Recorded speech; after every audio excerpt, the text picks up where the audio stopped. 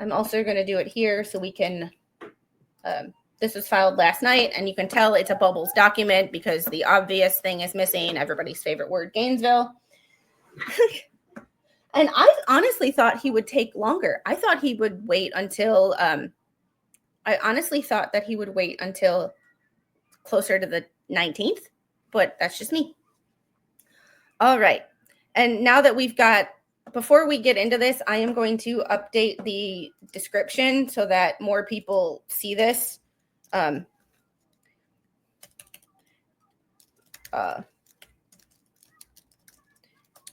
Jeremy Hales.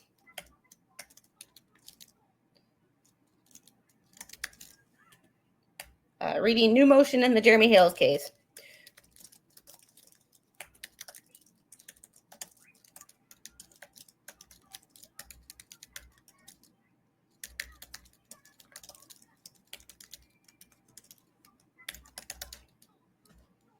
Let's take Jeremy Hales. Let's take what the Hales. There we go. And then I will cut out this second part. Yeah, so the 400 people will come.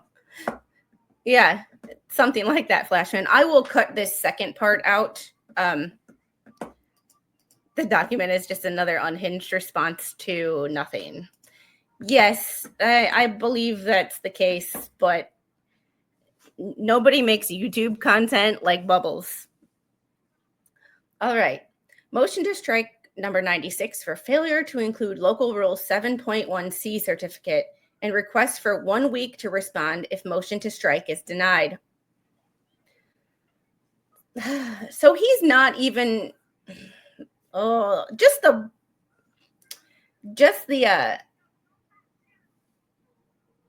name, what he chose to call this document and what he chose to ask for in the title makes me cringe. The defendant moved pursuant to Local Rule 41.1 to strike plaintiff's motion for sanctions on the grounds that the motion fails to include the certificate required by Local 7.1C. If this motion is denied, the defendants respectfully request 1 week from the time of denial to file a comprehensive response to the motion for sanctions. You were supposed to have a comprehensive response to the motion for sanctions by the 20th. So maybe he will still do that when this is denied. I have a feeling this will be not denied today. I have a feeling the judge, I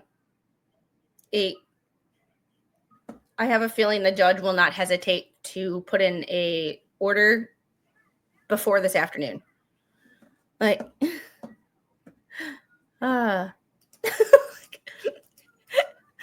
Hales, I wish they'd legally change their last name to Fuchs. And be what the Fuchs? Because that's kind of where this case is going. For your OT brain, Mo read an interesting article about Parkinson's and ping pong today. Ooh, I'll have to go back and look at that stream.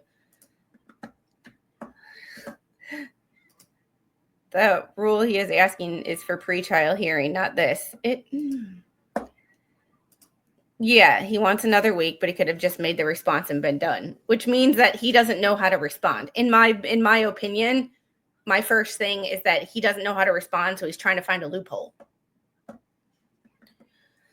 Memorandum in support. Local Rule 41.1 provides if a party fails to comply with an applicable rule or court order, the court may strike a pleading, dismiss a claim, enter a default on a claim, or take up other appropriate action, or issue an order to show cause of why any of these actions should not be taken. He's failing to. There's a very important word in this that he fails to remember. The court may strike, not will, may. And the fact that the judge is already ordering him for a hearing to show cause on why he should keep his pro hoc vice status, this would not be the time that I would file stupid motions that I know we're going to get denied, and I would just suck it up and try to save face. He's digging his hole deeper, in my opinion, with this. Yeah, no offense to Jeremy Hales. I would at this point think he's also asking himself, what the fuck? Yeah. Yeah. Oh, yeah. That's I took it that way. Yeah. If anything, this exposes our justice system for what it is. And that's why I like talking about these things, because I am surprised at how many people, like, I still don't completely understand the justice system, especially appeals, courts of appeals, how it goes up, levels of courts. There's still a lot that I don't understand and that I'm learning. But I was surprised that how many people don't even know basics of a court system. And some of that might be good, because that might mean you've never been in the justice system, which is great. However, we can't hold people properly accountable if we don't know what they do. Yeah. So many people run around thinking suing people is easy and quick. I had small claims court once and it was hell. Yeah, and even small claims court in some states can take up to 6 months after your court visit for a decision. So Local Rule 7.1C provides certificate required. A motion or supporting memorandum must include a certificate under a separate heading confirming that the moving party complied with the attorney conference required of Local Rule 7.1B and setting out the results. Before the present motion to strike could be prepared, the court ordered an expedited response within 1 week and issued an order to show cause requiring travel to Pensacola. However, the plaintiff's motion was filed without a Local Rule 7.1 certificate and thus should be stricken. See First Baptist Ferry Passenger Inc. versus Worldwide Insurance Company, Northern District of Florida, 2023. The motion was a complete surprise. I'm sure this was not a surprise in any way. If there had been a Rule 7.1B conference in which the plaintiff's counsel presented as his basis for sanctions the 5 emails on which the motion is based, the undersigned could have responded in writing to memorialize efforts to narrow issues and avoid motions. This is him trying to save face. But we are going to open up the document 96 because it's we're just gonna see at the end. So. Oh, yoy.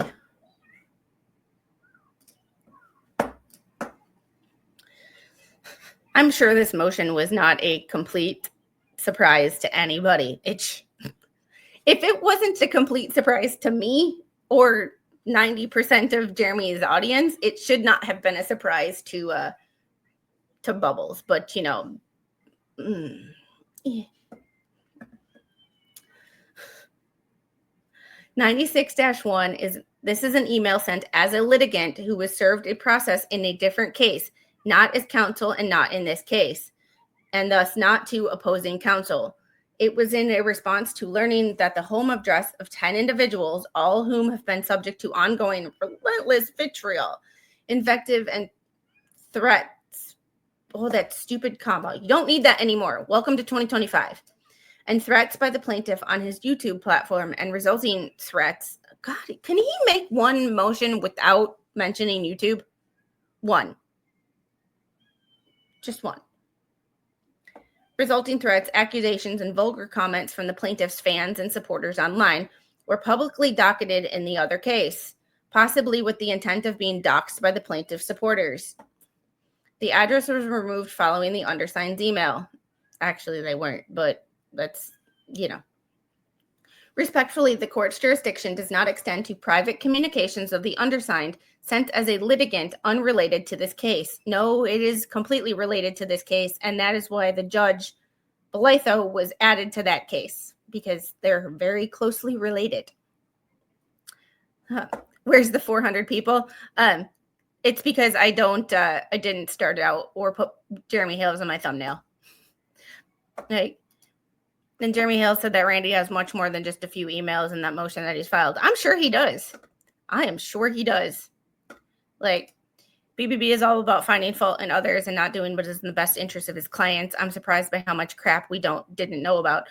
I'm also surprised. Like, everybody knows, like, I'm not a supporter. Like, I don't know. I'm stuck in the middle somewhere. Like, I don't hate anybody on either side except for Bubbles. But it's just, haven't Lynette and John looked at this and been like, dude, what are you doing? Just stop. This, you're not making this better. Or are they completely oblivious to all of this behind the scenes stuff? And they only see Bubbles going on their podcast. They don't look at all the documents. He can't let things go.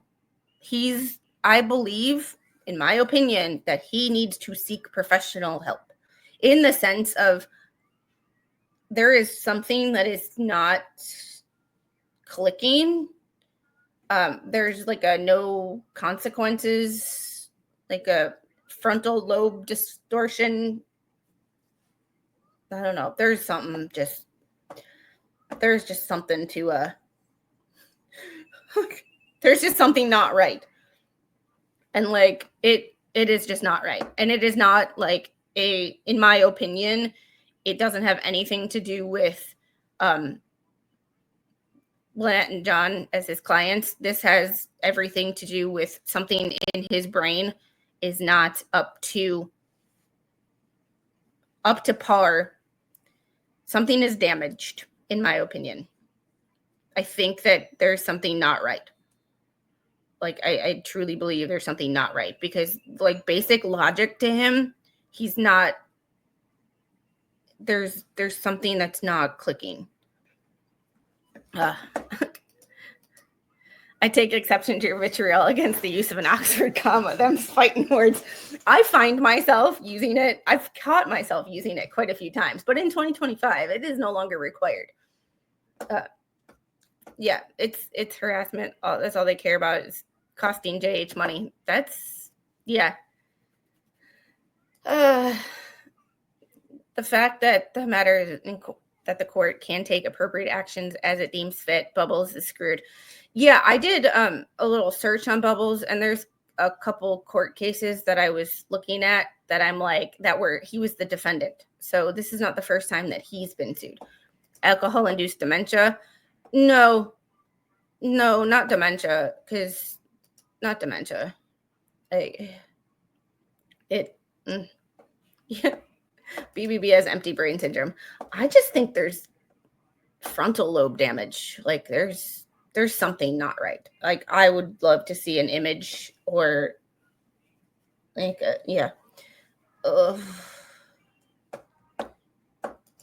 that might be true too. But there's just something that's like people just don't know when to stop. 96-2, you're endlessly ridiculous. Guilty. The plaintiff's counsel had been demanding better responses to discovery. The judge has been asking for better responses to discovery. But forget Randy for a second. Leave Randy out of this. The judge has been asking you for better responses and saying your bullshit is not going to cut it. And the undersigned has been asking him to explain more specifically what he was seeking. No. I read it. Like there's only so many times Randy can tell you what he's looking for before he's like, you just need to be more specific. Like we're just gonna stop it right there. After a number of such exchanges, the plaintiff's counsel emailed to inform that he would be sending a formal deficiency letter. The undersigned's full response was, you continue to refuse to explain what you claim is deficient and what better responses mean. Dude, everybody knows what better responses mean except for you. You're either very, very stupid or you're lying.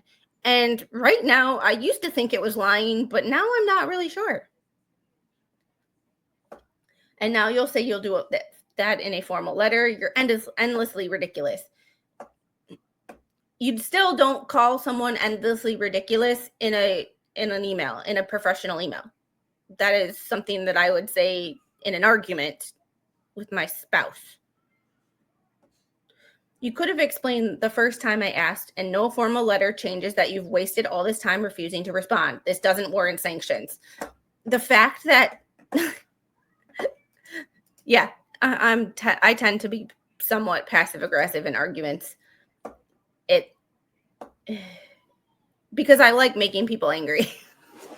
when I'm mad at them, when I'm mad at someone, you can ask Mr. Squid this. I can ask my parents this too. I just like getting under people's skin because it's so easy to do. Yes, he knows what phone records are. Like, he knows exactly what they're looking for, and it's just so. Not you, girl.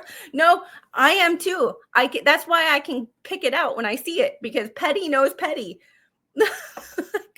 Petty knows petty. Passive aggressive knows passive aggressive. Because when you read something and you can know it's passive aggressive because you know it's something you would do. Maybe not in a professional email to a lawyer, but like it's passive aggressive to the nth degree. Yes, I agree, because I can see it, because I could, yeah.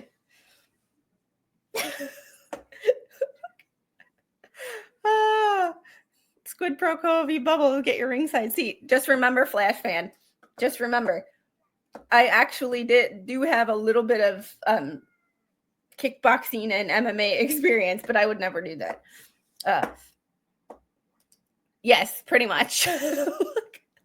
When I'm mad, no one is allowed to be. And King Bob, it's allowed. ALLOWED. Yes, when I'm mad, nobody's happy. Because I make everybody miserable. So that's how you can really tell when I don't care about a situation, because everybody else is still fine. Because I'm like, I just don't care enough to be angry.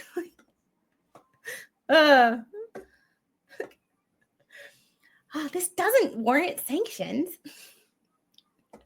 Uh-oh. Hey, Deborah, good morning. We started out talking about a new case out of Wisconsin where a kid allegedly unalived his mother after being inspired by the Menendez brothers. And then we found out that there is a new document. So we're reading the new document from Bubbles.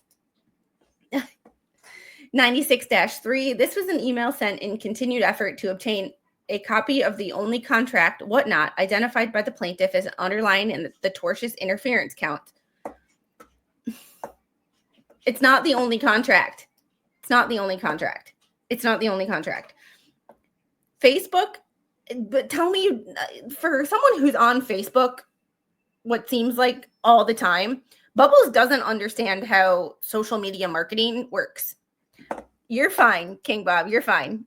You're fine. I was just giving you a hard time because you gave me a hard time.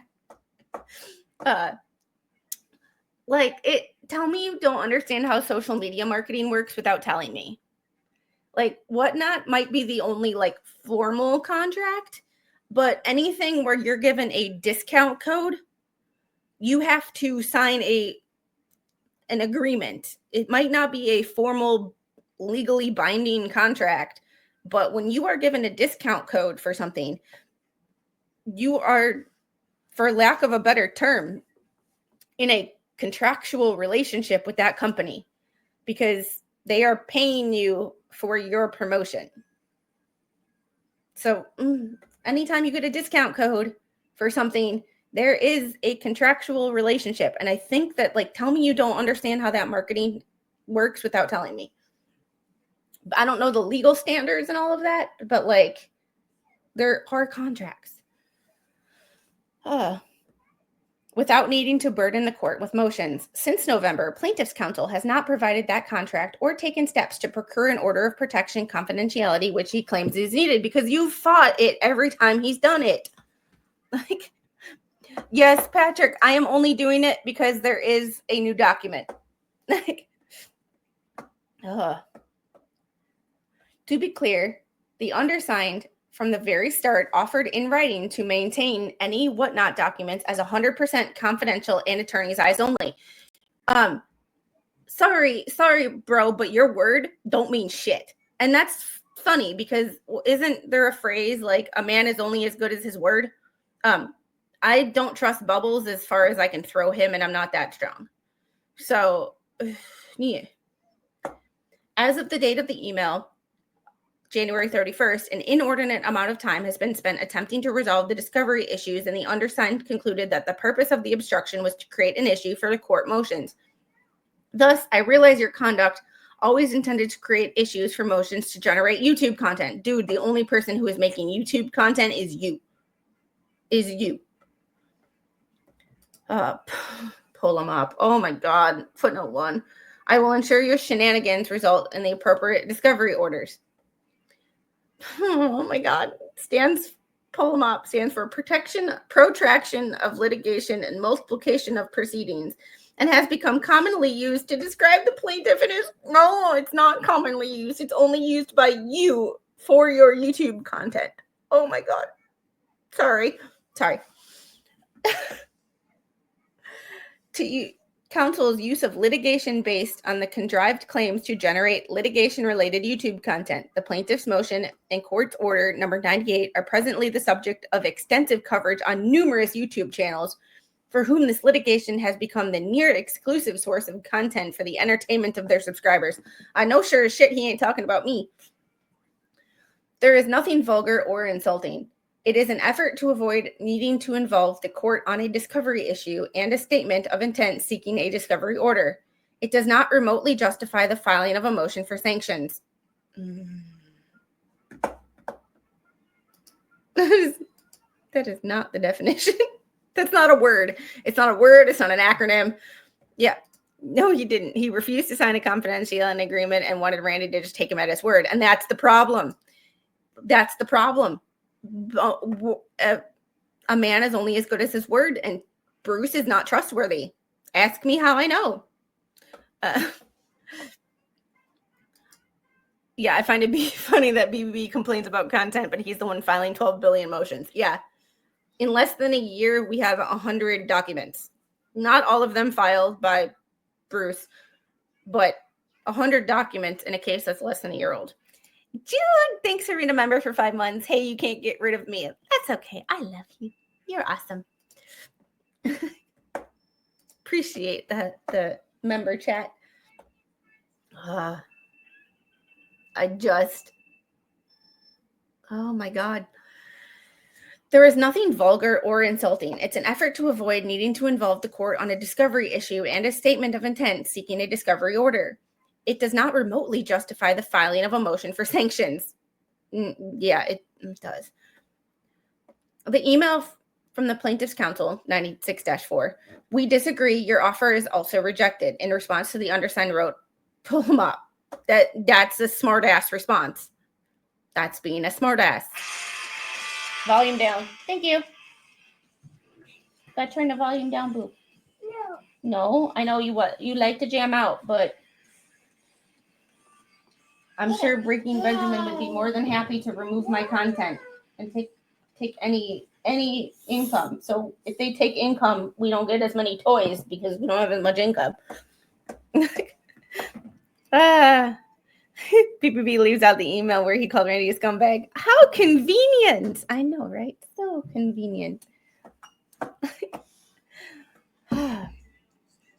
Without the context, the court cannot know the offer that was rejected or if it was intended to resolve some claims by agreement rather than multiplying litigation. The one-word response was to say that they were rejecting the offer because their purpose is not to avoid court proceedings, but to create them. No, it was rejecting your offer because your offer sucked. There is nothing wrong with the response, and it does not justify the filing of a motion for sanctions. You thought my oncoming headache was due to the weather, but it's this crap. And I'm sorry to be the messenger of the crap, but he has no word as he sees the convicted felon about things. Yeah, I mean, I can't argue with that.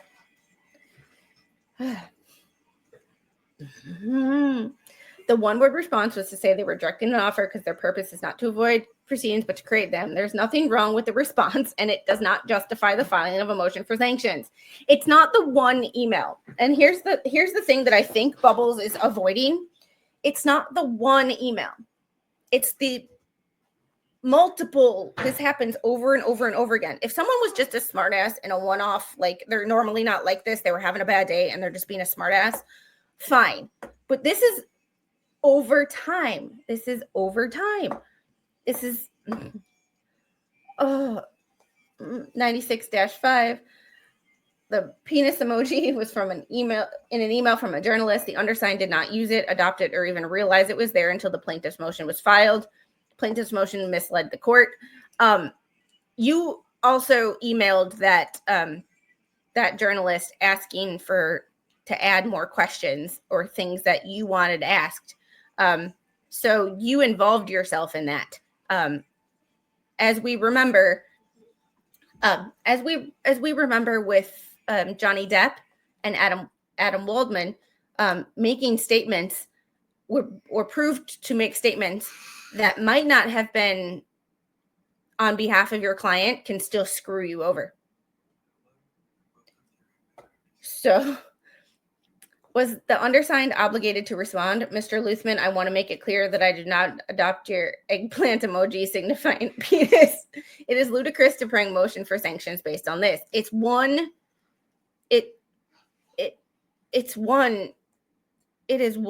thing. It's not just one thing. It's the constant. Like, if someone's just a one-off smartass, I don't think Randy would have cared, because Randy has been a one-off smartass in his own right. The fleas mock that we don't understand. Pull them up. Yeah, we do it. We do. Like, we do. It's like, I understand the concept, but the only person creating YouTube content is him, because Randy doesn't file a whole lot of motions that aren't in a response to something. Right now, the only motion that he's filed recently has been the motion for sanctions. Everything else has been bubbles or orders from the judge.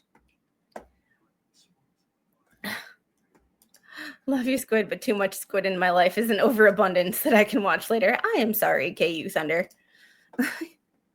I apologize. It's just weird. The motion highlights the suggestion that the journalist questions the plaintiff's counsel about the plaintiff's perjured affidavit. This is not a communication in these court proceedings. It is a response to a journalist's questions, not subject to the court's control. But it shows a pattern.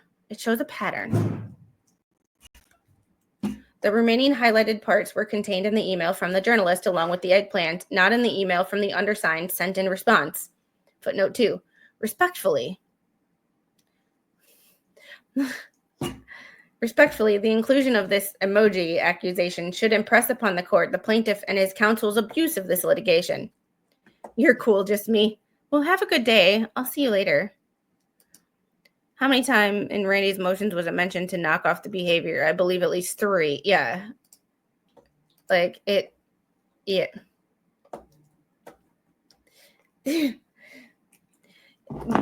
Yeah, yeah, it's a thing. It's just a weird thing.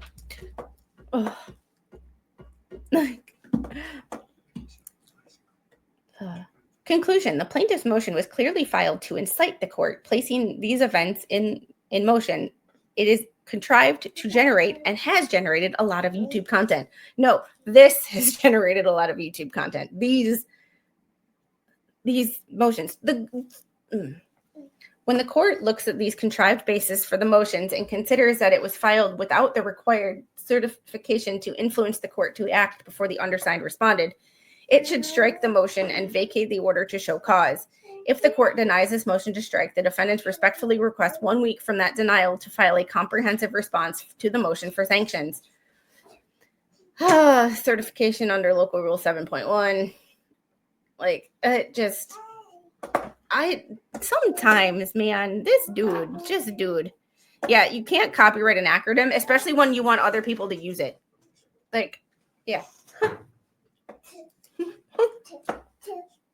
That's, yeah, that right there. I did bring up the actual motion for sanctions. And here's my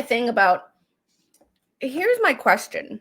And this would be a lawyer question to ask. Did the local 7.1 rule, I understand the point of it, but here's the thing. Nothing in this, nothing in Randy's motion is new. It's all stuff that has already been done. So it's not anything new that he would have to discuss with Bubbles.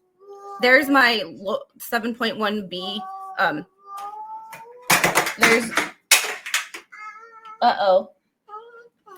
There's my loophole. Does that's local rule 7.1b, and I have to read it to find out the answer. Does it have to do with new stuff? True.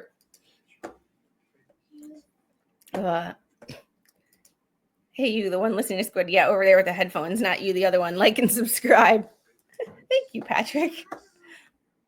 Yeah, but he does have a point. It is not there. There is no Rule 7.1b issue. But my question is, does the 7.1b only have to do with new motions or new information? Because technically everything that Randy put in this motion has already been done weeks ago. Baby. All right. On that note, I do have to get going. We have an appointment to get to. Hi. Oh, thank you. Thank you. You want to say goodbye? I am going to... Someone said that it was a rule for pretrial hearings. Tammy, I actually have to look at it and read it for myself. What, baby? Okay, you're done. Oh, okay. We have to get going soon. Go get your shoes. No? Okay. I'm gonna see who's live. Hey. I'm stuck. You're stuck? You're not stuck. Hey, baby girl. Have a happy St. Patrick's Day, everybody. I'm gonna see who's live that we can redirect to. Mo in the Deep End, Petty Express, Colorado versus Stacy Rodriguez. Tell Mo that I said hello, and I will see you guys on the next one. Say bye. Bye. Say bye. See you. See you. Bye, guys. Bye.